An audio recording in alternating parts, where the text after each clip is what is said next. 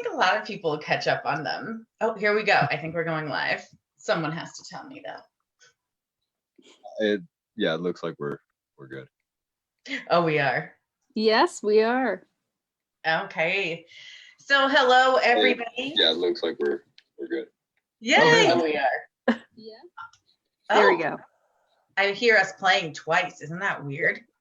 It's weird to hear your own voice. I don't know. All right. We're set up.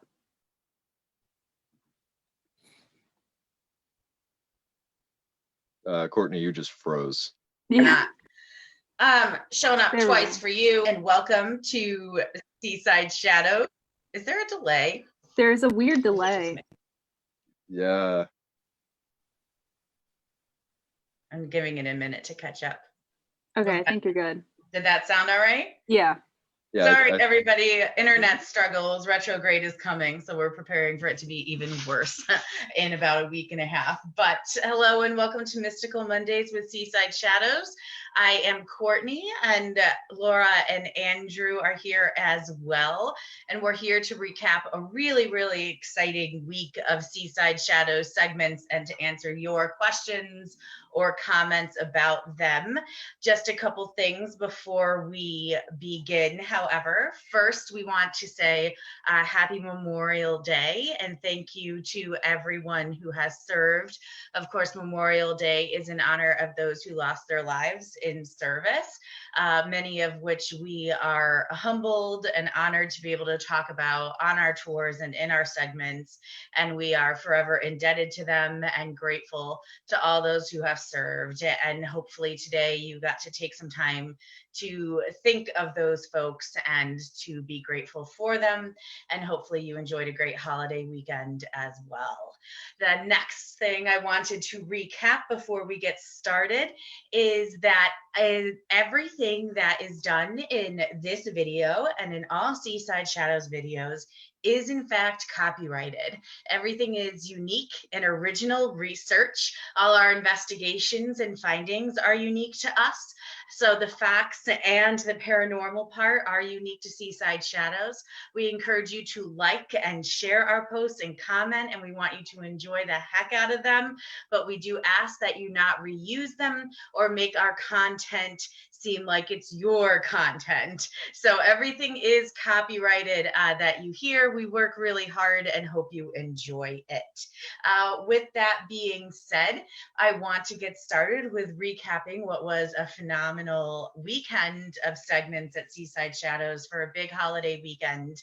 We wanted to do kind of a double header of two of the biggest Connecticut legends in history and in lore.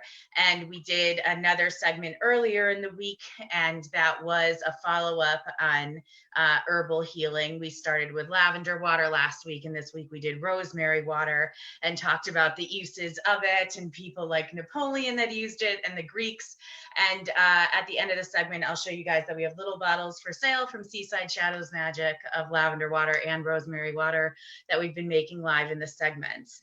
But getting to even more exciting stuff in the weekend for Cemetery Saturday, even though it was a dreary day, it was a perfect day to be in a cemetery if you ask any of us. And we were at the very famous Cedar Hill Cemetery in Hartford, Connecticut, where some of the most notable Connecticut residents in history are buried. It's 230 acres of cemetery land, to give you an idea of how big this place is.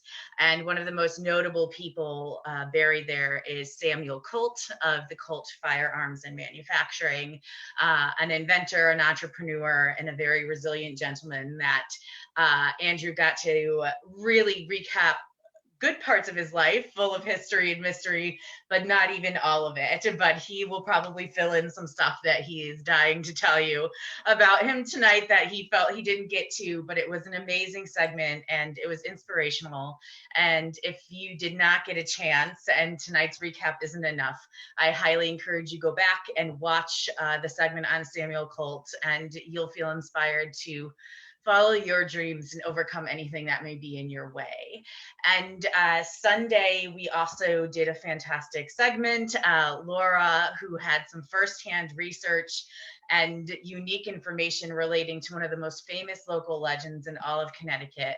One that we've talked about before, we've always debated when to release the findings on him, ones that Connecticut locals remember the stories being told about in their families, is the legend of the Leatherman, which is full of historical little tidbits that are fascinating about how people viewed this vagabond in the 1800s and came to admire him and his eclectic way of life, but also how some supernatural things have, of course, followed his tale and death and the mystery that surrounds it. So we're going to chat about those two things tonight. Andrew and Laura will recap anything that they felt they forgot, and what they felt was most fascinating about these two men. I thought that this was one of the most exciting weekends for Seaside Shadows. I loved both segments. I was excited. I've watched them a couple times. I've done extra reading. I feel like we're inspired to do a lot more with these. So this is just the beginning of work with Seaside Shadows in regards to Samuel Colt and in regards to the Leatherman. So they're two really exciting figures, and this is the beginning. But since we'll go chronological, Andrew, I'll let you kind of talk about how Samuel Colt inspired you and anything else you wanted to say about it. So the first thing I have to say is Saturday was an incredible day. And it was incredible in the fact that I kind of felt like Sam was testing me to see if I was worthy enough to tell his story, because so many things went wrong leading up to me trying to tell that story that I too had to become a person of perseverance in order to even get there. And so his tale being all about perseverance, by the time that I started telling it, I really related to it, because the weather was terrible, our technology wasn't working, my car broke down on the way there. So there was just so many things that tried to get in the way of telling Samuel Colt's story, a story of perseverance. And I thought that was very ironic, and I feel like Sam himself had a part in that. Maybe it was Thomas Carrier going down Route 2 going, why are you telling someone else's story? You know, as we passed the cemetery where Thomas Carrier is buried, my mom turned to it and went, is that where Thomas Carrier is? And I'm like, yep. And she's like, huh. And we just kind of kept going. And then like a mile two later, we broke down. So maybe it was jealous Thomas Carrier. jealous Thomas. But I'm glad you made it. And I think maybe in a way it was a test. You know, Samuel's story, interestingly enough, as being an icon, hasn't really been talked about. And when you look into, like, you know, modern media, when we look into shows, when we look into radio programming, even when we look at books, there's a lot of information about Samuel that really has just sort of flown under the radar, at least, you know, since he died in the late 1800s. And so it's really fascinating that that happened and he did all of the things that he did. And there was one more fascinating thing you mentioned to me following the segment, that I had no idea that he was kind of the founder of modern marketing and branding techniques. And maybe you can tell us a little bit about that. Absolutely. I do want to just touch on one thing that you said, though. It is kind of a shame that there is no like modern media telling of Samuel Colt. Like, his life could very easily be an HBO miniseries or something like that, because it's fascinating. There are so many aspects that just jump out at you immediately when you're researching it. And for anyone who wants to steal our idea and use it, you can't, unless you can't. We've got plans. We've got plans for Samuel. We've taken him in. He's ours now. He's adopted by Seaside Shadows. But yes, in terms of him being the father of modern marketing, he absolutely was. He was the first person to ever use product placement. He would commission artists and authors to paint paintings of people with the Colt revolver in heroic situations.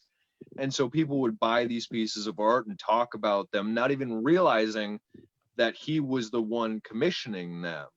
And he would get people to write short stories, like, and put them in newspapers, very heavily featuring his Colt revolvers as like the turning point, why the hero wins over the elements of nature or the natives or what have you, is because of the Colt revolver that he had. And so he really put product placement out there, and people couldn't escape the Colt revolver in any situation, because even if you would just read the newspaper, you would read about people winning the West with the gun. And he actually also coined the term new and improved. He was the first one to ever use great. That. So when you start saying, oh, I saw it in the newspaper, it must be true. He was the one that started that with, it must be true. My revolver is the best and most successful when you need it. I love that. That's very smart. And I think there were some other fascinating things I found, you know, on the darker side. The amount of people Thomas lost to tragedy early in his life, the early demise or of Samuel, sorry, the amount of people Samuel lost early in his life in tragic ways. Samuel's early demise, honestly, being 47, 48 years old is early. And then, of course, there is the tragedy of his son dying at a very young age, mysteriously. Did you feel a lot of darkness when you were going, you know, in the research of his life? Yeah, it's hard not to. You can't really escape it, which is what brought me to believing that he was cursed and that the Colt curse existed. I actually, there was very little research that I did that even mentioned anything about a curse, but I felt personally that many bad things and him being so heavily involved with weaponry, that was a plausible explanation. Yeah. I mean, did you get any one gut feeling on why he chose weaponry? And two, did you get a gut feeling on how his son actually died? So the official report in a lot of what I read was that his son drowned. But then I kept doing more research, and others said like shot by a paramour, had one said that he had tonsillitis, and I was like, if he drowned or was shot, those are very different autopsies than tonsillitis and than each other. So my thinking is that they never actually found the body, which is what leads to all of this speculation. Because otherwise, I feel like they would have a pretty definitive cause of death. But in terms of why Sam was so obsessed with weaponry, I really believe that it was because of the Encyclopedia of Knowledge, the Compendium of Knowledge that he acquired when he was still an indentured servant. I think the power that firearms give people is something that he would have been craving, feeling rather out of control of his life. And seeing these great inventors being almost near worshipped because the choices of books that he had at the time were Compendium of Knowledge or Bible. And so he kind of, in my mind, he equates the two and sees these like deified inventor figures and wants to follow in their footsteps. That makes total sense. I have one more question for you about Samuel. And I think it's what anyone who goes on a Seaside Shadows tour would ask you as well. Did you sense him in the cemetery in his spectral form watching you? Did you have any experience when you were there? Yeah, he was definitely there with us. There was, I mean, Cedar Hill is it's an intense place. There's a lot of energy there. But his monument is definitely unique. And as we got closer to it and I began telling the story, the rain that had been just deluging us the entire day let up. And I kind of got that was a sign that he was like, okay, guys, he's telling my story right now. Like, give him some time. He can't hold the notes and the umbrella and tell my story. Part the clouds, please. Because as soon as I finished, the rain started again. Yeah. There's this part in the beginning where you can hear it and it's almost like mystical, like it just comes down really fast and then it stops, and it's really amazing. But I just got the sense, even watching it, that, behind you at every corner, someone was just coming around, in a good way. But there definitely was that eeriness of you weren't alone on camera that was coming through. And that makes me really excited to work with Samuel more. And maybe we'll get a chance to actually record his voice one day. That would be really fabulous. And he is buried with his family, to recap, right? So his wife is there, and who else is at that burial? So all of his children are there with him. At least they are reported to be there. Again, if they had lost Caldwell's body at sea, like I'm kind of assuming is what happened, he wouldn't necessarily be there with them. But the rest are. And it was honestly, it's very tragic what happened to his kids, his wife immediately after. Caldwell was the only one that lived to adulthood, but actually when he died, he still had 3 children alive, and she was pregnant with a 4th. And they all died as infants or small children, other than Caldwell, who was in his 30s, which is hardly old, but yeah. adulthood. His infant daughter died 10 days later. And then his daughter, who was in her childhood, died 2 months after they did. That's crazy. And you said there was also, prior, in the generation prior, there was tuberculosis and suicide and things like that as well. So he really had his share of tragedy going in there, and his share of poverty and servitude, and then still became an inventor and still changed Connecticut as we know it, and really the world. And Absolutely. Arguably the Civil War outcome would have been drastically different if it weren't for Samuel Colt and Colt manufacturing for the Union Army. So I think he was just such an inspiration. You did a fantastic job trying to summarize what was a very colorful and long story, despite a shortened life. And I really am excited to keep working more with Samuel's story and his family, and Cedar Hill, as I know you both are as well. And quick teaser is we will be back at Cedar Hill this coming Saturday as well. You'll see us there a few times, I'm certain, but another exciting figure coming from that cemetery is coming up. That cemetery is filled with entrepreneurs, politicians, soldiers, artists, actors, actresses. So you'll see us there quite a bit. But going forward to Sunday, another of my favorite stories. Oh, before we get to that, I will say I had a thought when you're talking about the marketing, which I thought was really funny, is that, he was so invested in the marketing and the product placement. And immediately the first thing I thought of is 100 plus years later in Back to the Future, when the Colt salesman comes in Back to the Future Part 3. And he's like, oh, it's, you can try this. And he does the duck shooting game and he gives him the Colt. And I'm like, the marketing continues. So I just looked it up. It was called a Colt Peacemaker, which I thought was ironic.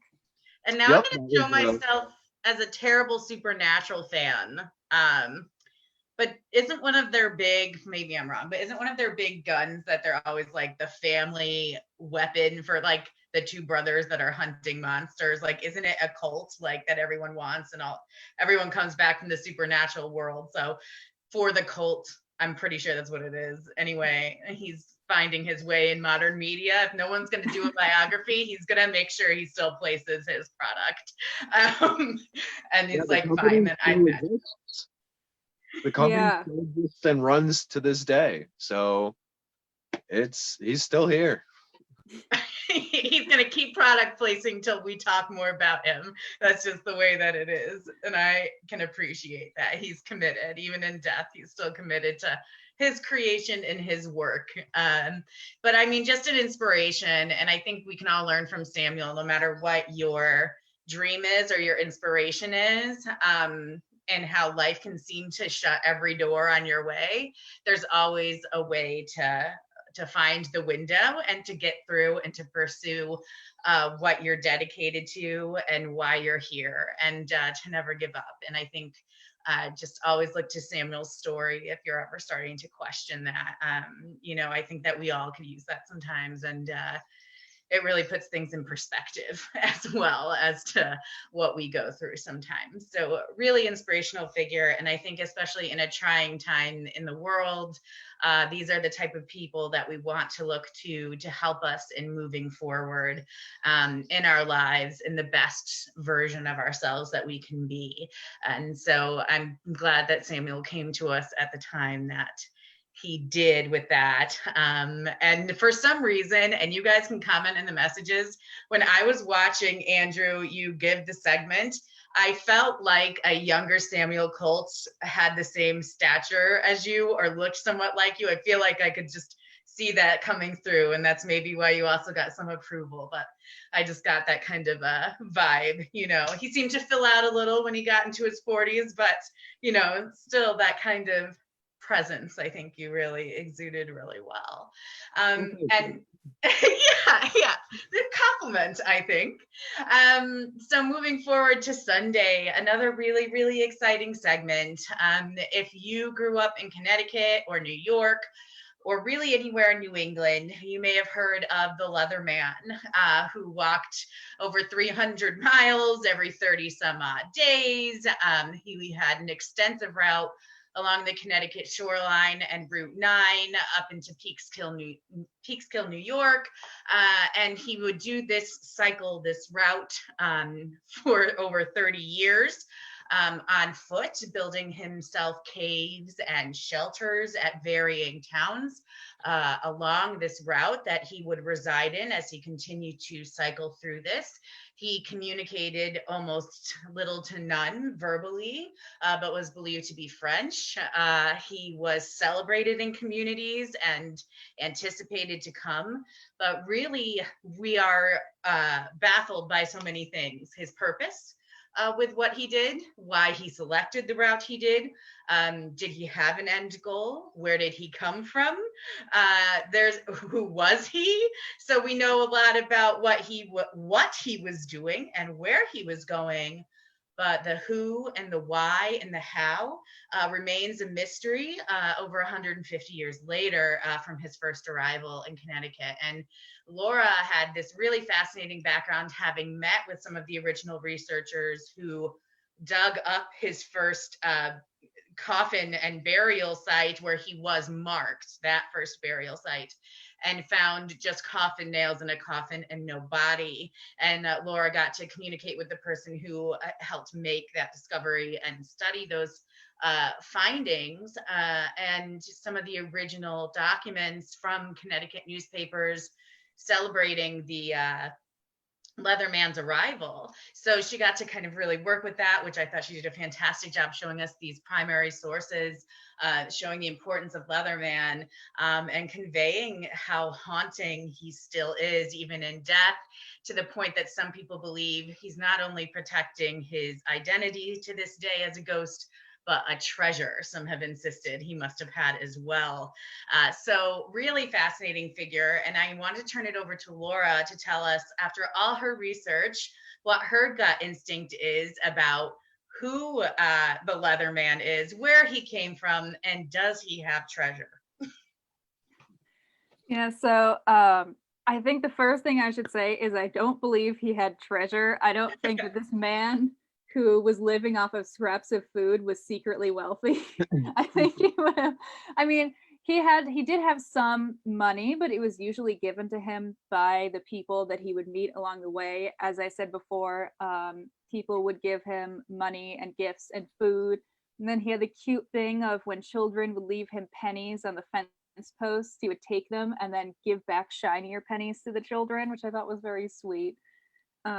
But he definitely did not have any treasure. So he's mostly protecting his identity. It's almost like at every turn when someone tries to figure out who he is or what he left behind, even as a spirit, he's like, no, you're not meant to know that. Yeah, I mean, even the contemporary reports I found in the newspapers said that every time someone tried to ask him about his past, he would either turn and walk away and never talk to you again or see you again, or he would just kind of grunt and wouldn't say anything. So he clearly had a reason for not saying who he was.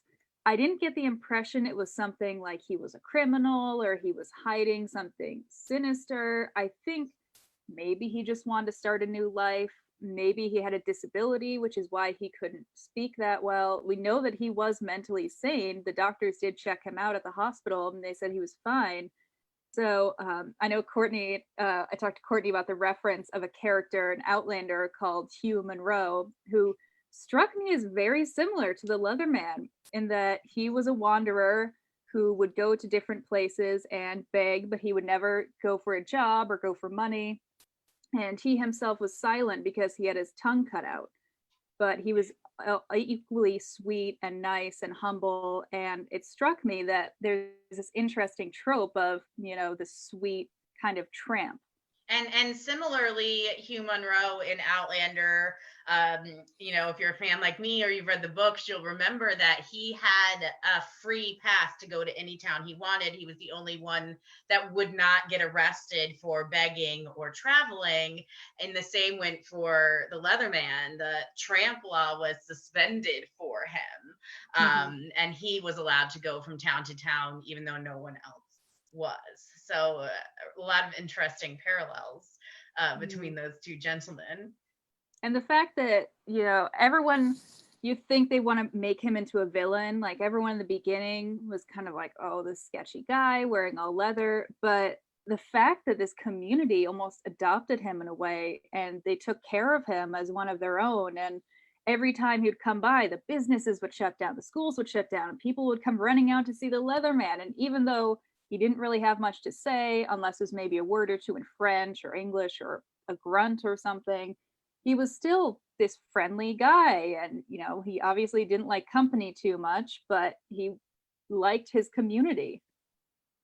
And it was estimated, I was looking that he was probably in his 30s when he arrived, so probably in his 60s when he died. A long time doing what he did. Do you think that there was any particular reason he chose the route he did? I can't really think of any reason, especially because, as I found from my research, it's very likely he was French Canadian, and that's where he was originally from until he suddenly appeared in Connecticut. So I don't really understand the reason. I know he did go through the Berkshires in Massachusetts sometimes, but I'm not sure why Connecticut, because it has the blizzards and it's cold and we don't have good soil for growing things. So I can't really think of a reason why he would come here unless he knew someone, which he clearly didn't, or perhaps one of his family members was from this area and he decided to return. But nobody ever found out why he did this 365-mile route in the average of 34 days. It was just so remarkable. Right. And the repetition of it is remarkable. And clearly it was repetitive enough for him to build homes for himself along this route. Homes in not the sense that we're thinking houses, but at least shelters that would be just his place, and everyone knew it was his place and respected it as such. And the varying parts. And, I heard there's geocaches today set up at a lot of the old shelters and things with little hints and, little makeshift remains of what he created. So clearly there was a commitment to this route and a sense of home that he created in it. He was able to find the shelters, which was the most remarkable thing of all, is that we have that account of that woman saying it was over half a mile away from any civilization. And he found this place and he happened to find water. And the other thing it said is a lot of these were native shelters that he kind of suited to his own purposes. And that's why I thought he has the survival skills. He's finding these native shelters.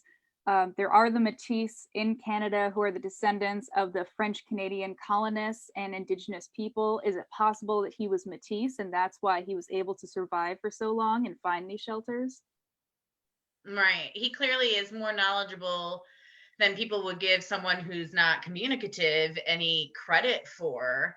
But I think, he's one of those crazy stories. And the more you were talking about it last night, the more I was thinking, the more you know, the more questions you have. I was like, it's like we know so much, but still nothing at the same time. And then when Nick Bellantoni, the archaeologist, so I actually knew him through a job that I had.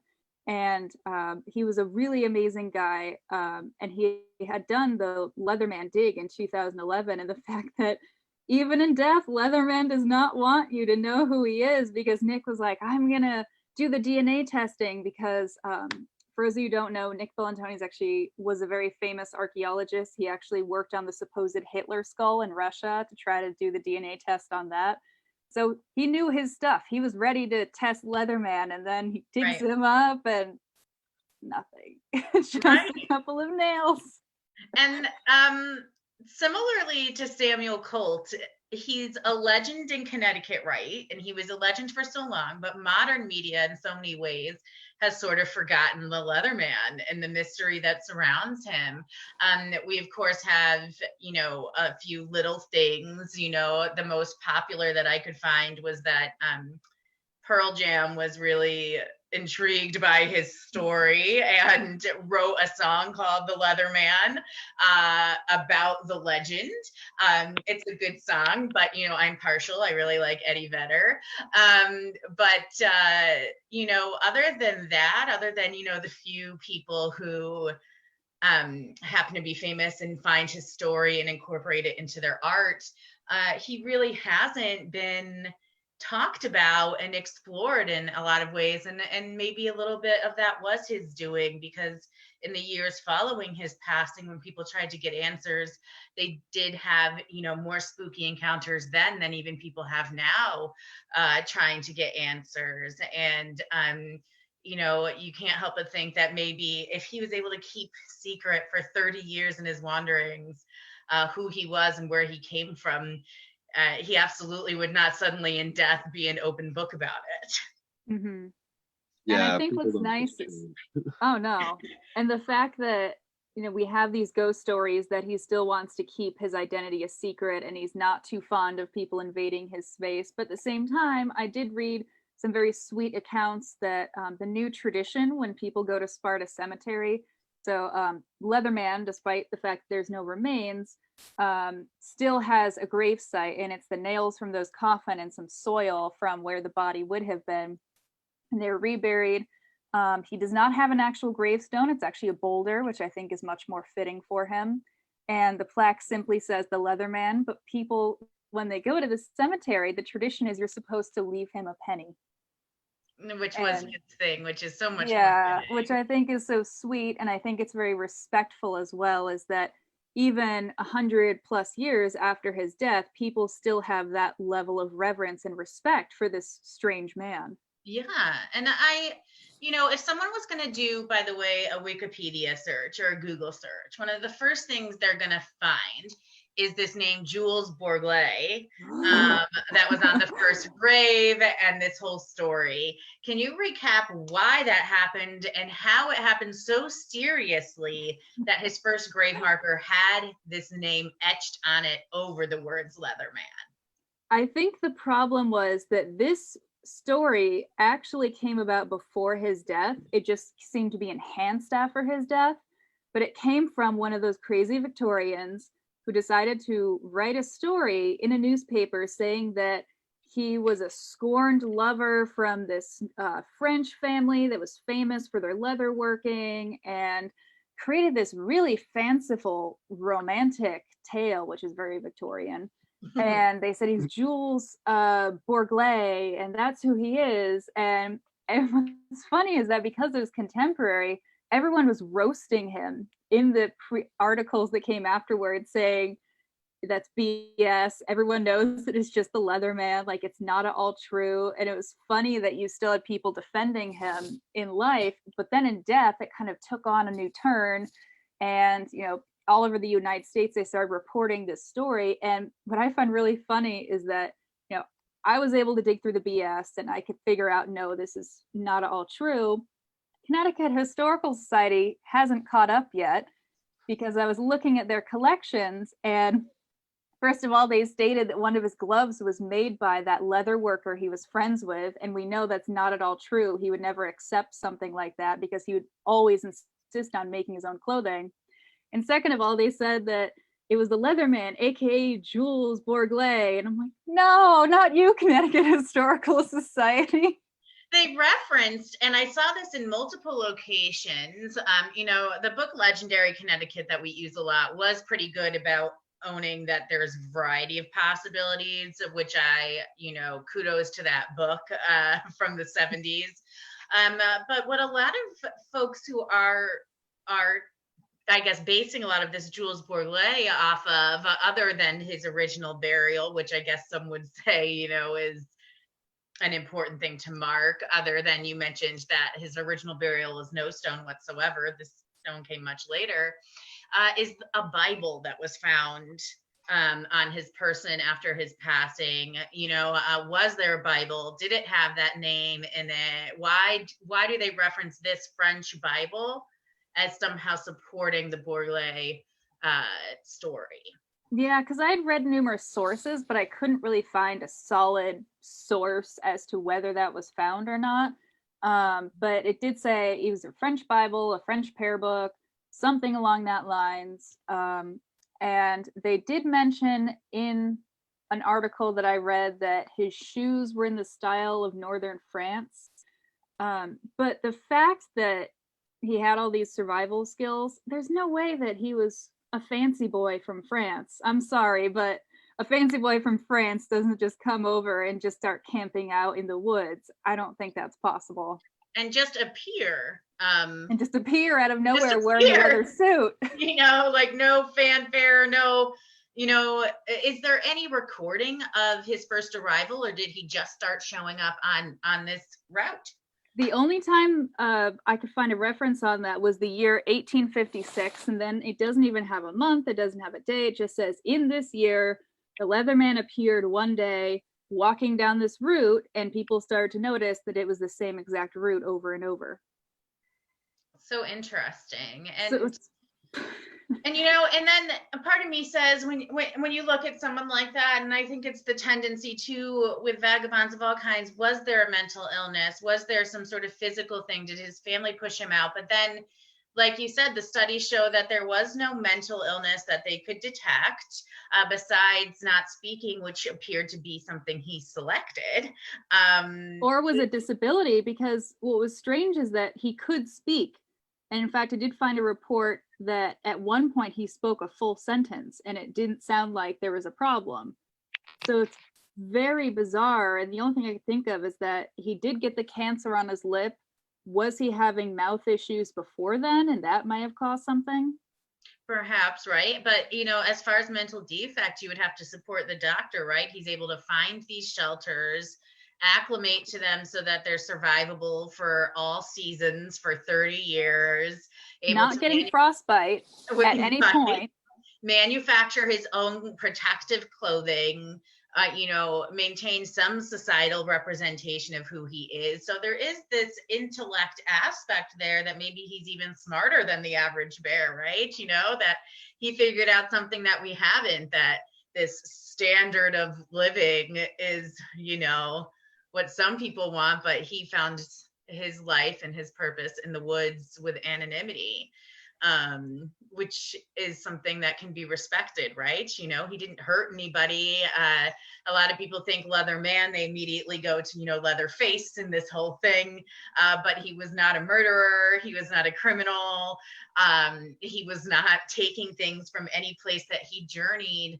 He was mysterious, that is certain, but nothing, you know, that he was doing would make him frightening except for his appearance and the unknowns.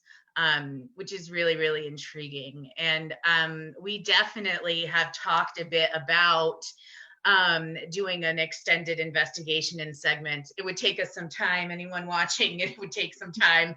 And we probably would not walk the route. God bless the Leatherman. I'm not walking 300 something miles. I can just not. But we will, in vehicles, take his route as close as possible. And we plan to do some investigating, with all respect to the Leatherman, and his choice not to communicate verbally will be respected if that's what he selects to do while we're investigating. But we would love to get an idea of the energy that remains on his route at the places he called home, and definitely endeavor more into finding out what he will allow us to find out about his origins and his route. But he is fitting of the big legendary figure he has become in Connecticut. And what I thought was so interesting, and this is my favorite type of legend, is when, Laura, you first posted a picture of the Leatherman yesterday, and you did not say who he was. You just posted a picture of him in all his leather, and mentioned that you were going to be talking about him later, and said, who is he? And someone even said, my grandmother told me about him. That there's family legends and memories that are passed down that fit exactly what the paper said about school children coming out to see him and these celebrations. And he's still in the hearts of people in Connecticut, and being passed down in family lore. So for an anonymous man, his impact has been immense. And his photographs, which I find very interesting when I was researching, was they said there's at least 20 different photographs out there of the Leatherman. So he wasn't shy about being photographed. He was willing to sit down and take a photo. But the thing that I found interesting is that I have to thank a man named Dan DeLuca, who wrote a book called The Old Leatherman. He really tracked down a lot of great sources, and he interviewed a lot of people with these old family legends. And he said that a lot of these families had taken these photos and kept them in their family photo albums. And that's how they survived for as long as they did. And I thought that was just the sweetest thing, that they not only they spend the money on a photo, which is very expensive back then and was only reserved for special occasions, they kept them with their families.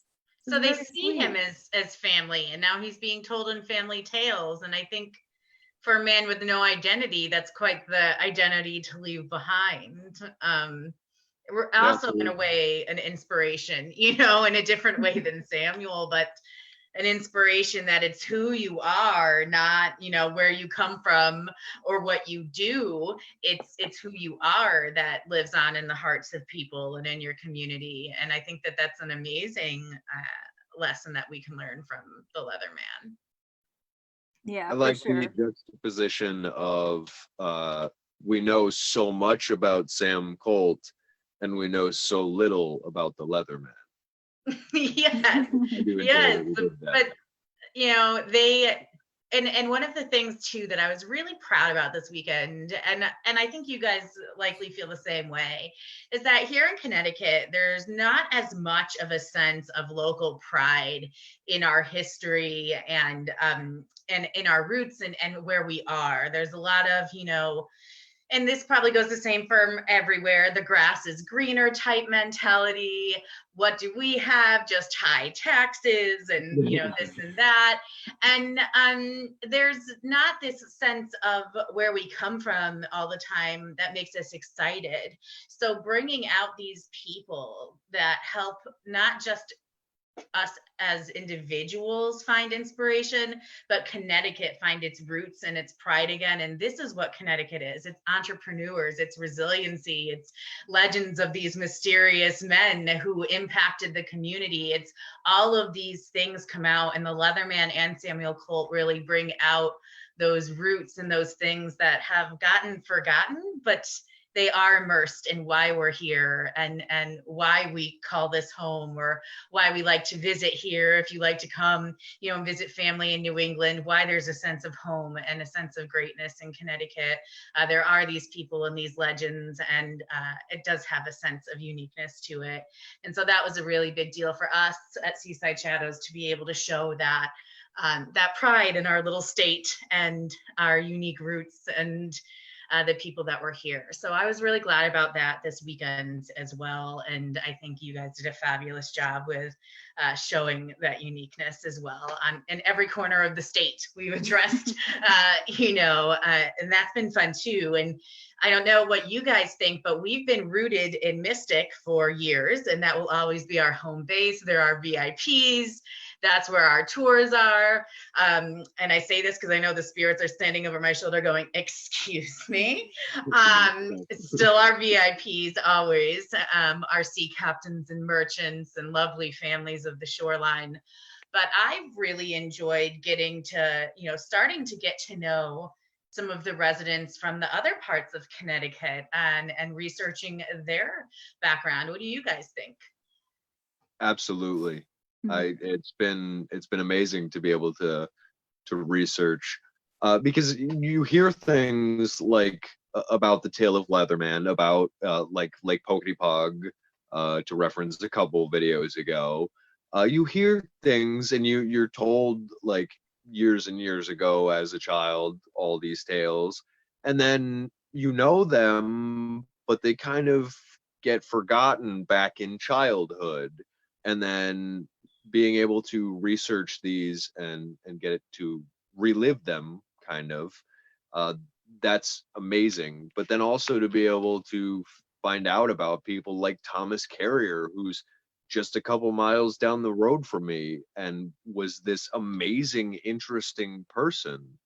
And then Samuel Colt, who just is this historic figure. It's been amazing across the board. And like you said, the Connecticut pride that I'm feeling more so because of these stories is definitely, it's amazing. Yeah, it's exciting. I think it's allowed us to cross into different timelines, and go through, like Laura pointed out, this romantic Victorian age, but to also embrace their uniqueness in telling stories and their drama and their views on death, and how much that has influenced us has also been able to come out in the woodwork as well with these sessions. And it's funny, when we first started doing them, Laura, I remember you and I talked about how broad will our scope be with these segments. Are they going to be towns, states, the countries? How far are we going to stem? And the goal was always, we'll talk about anything, anywhere. We embrace all uniqueness and cultures and history and supernatural. But what's funny is I thought we'll start at home, and we'll work our way. And here we are. It's been almost 2 months since quarantine started, over a month, nearly 2 months since we started these segments. And we're still immersed in this Connecticut history and stories. And we let 2 of the big boys out this weekend, but there's still more. And so, yeah, we could, go endlessly, is what I've learned, endlessly with legends. But Connecticut has had a lot more than even I probably originally gave it credit for in this. And I was just talking with my husband earlier today about this book that I found, Legendary Connecticut, that I had found when I was in a library that I wasn't going to be in. I was doing a filming thing for a show there, and they were running late, and I was like, I'll find a book. And I found this book, and it has been such a good feed for us for Connecticut and getting started. And I said to Marty, I was like, oh, what would I have done if I never found this book? And he's like, you were at that place at that time for a reason. And this was that, we didn't know we were going to be quarantined and telling Connecticut ghost stories from around the state. But at that time, I was drawn to that, and it helped. So, Spirit always knows what's going on. And I think, some really exciting things are still coming, from Seaside Shadows and the virtual world. I do want to quickly let everyone know, in regards to tours, people are like, oh my gosh, they're still virtual. I thought everyone was open now. I know the world looks like a big free pass right now, especially on a holiday weekend. And I've gotten messages from some of you saying, hey, Courtney, where are the tours? It's May 20th. No guided group tours are allowed in Connecticut at this time. It's very clearly stated in the recent executive order that is an activity that is not approved for the phase 1 reopening. It's not that we don't love you and want to walk with you. We don't want $1,000 fine or to be shut down. So we're going to obey the phase 1 reopening. Additionally, we want you safe and we want our guides safe. And we know walking together as a group is not the way to keep us all safe at this time. So it's exciting still though, because that means more virtual content from us. As far as a reopen date, at this time, phase 2 would be when Seaside Shadows would be allowed to reopen. We are going to make our own decision based on when that is and what the statistics are in regards to the coronavirus, the COVID-19 in Connecticut at that time. And hopefully we'll see you guys in person by the 4th of July. But again, we will only do that if it is safe to do so, and we will keep you posted. But I did want to jump in because I have gotten several messages and calls asking for tours, and we are just not in the phase 1 reopening in Connecticut right now. But that's okay, because you still get us 4 days a week online and really, really exciting content. And here's the thing, everything we've talked about in these segments so far is not on our tours. So talk about uniqueness. We haven't given away anything that you would get in Mystic. This is all content outside of the tours.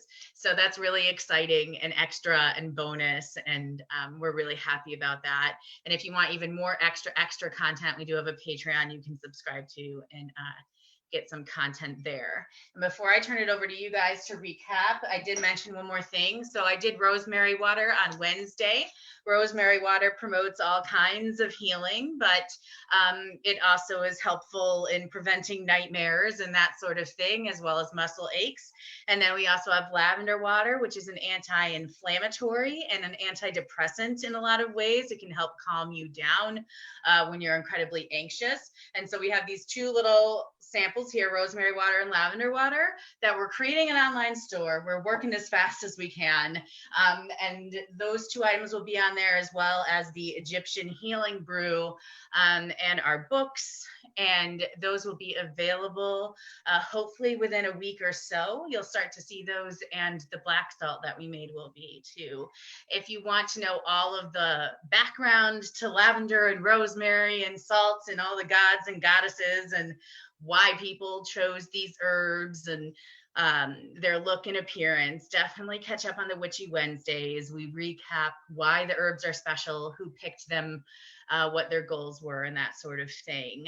But that's been a lot of fun, and it helps us delve into the other side of the supernatural. That's not just ghosts, but the beginnings of beliefs in different powers, whether they be gods and goddesses, and a hint of little people is coming up in the next Witchy Wednesday that I think you'll like, and their unique magic as well. So a lot of fun things, and getting to celebrate some of the old festivals that our ancestors did and things they may have done. I even this year for the first time made Beltane bread, no yeast required, and it was delicious.